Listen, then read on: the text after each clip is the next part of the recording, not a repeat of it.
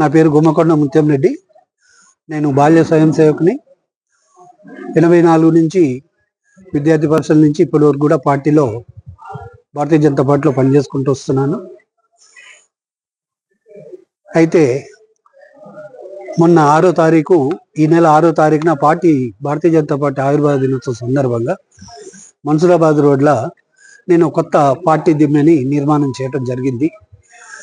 దాన్ని స్థానిక మాజీ కార్పొరేటర్ కొప్పుల నరసింహారెడ్డి గారు తన కంటగింపు పెట్టుకొని, నాకు తెలియకుండా నువ్వోడి కట్టడానికి అని చెప్పి దాన్ని కాలనీవాసులతోటి రాత్రి కొలగొట్టించాడు.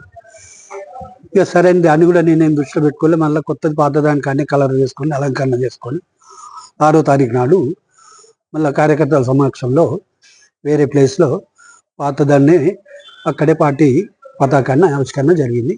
ఆ కార్యక్రమానికి వచ్చి నువ్వు ఈడ గ్రూపులు కడుతున్నావు, నాకు తెలియకుండా ఏమేమో చేస్తున్నావు, ఆ దిమ్మె నేను గులగొట్టొచ్చినని చెప్పినవంట అని చెప్పి విపరీతమైన దుర్భాషలాడుతూ నాపై అకారణంగా దాడి చేసి నన్ను గాయపరచడం జరిగింది. అక్కడ ఉన్న కార్యకర్తలు, డివిజన్ ప్రెసిడెంట్ కూడా నా 2 చేతులు పట్టుకుంటాడు, ఈ నరసింహారెడ్డి మీద పడి కొడతాడు. జిల్లా స్థాయి లీడర్లు ఉన్నారాడ, ఎవరు కూడా అయ్యో అయ్యో అయ్యో అంటున్నారే కానీ ఆపే ప్రయత్నం చేయలేదు. నాకు తీవ్రమైన మనస్తాపానికి నాకు ఈ వయసుకి చాలా మనోవేదన గురవుతున్నా. అదేవిధంగా దీనికి పశ్చాత్తాపం చెంది మనోవేదన గురై నేను వనస్థలపురం పిఎస్లో దరఖాస్తు ఇవ్వటం జరిగింది.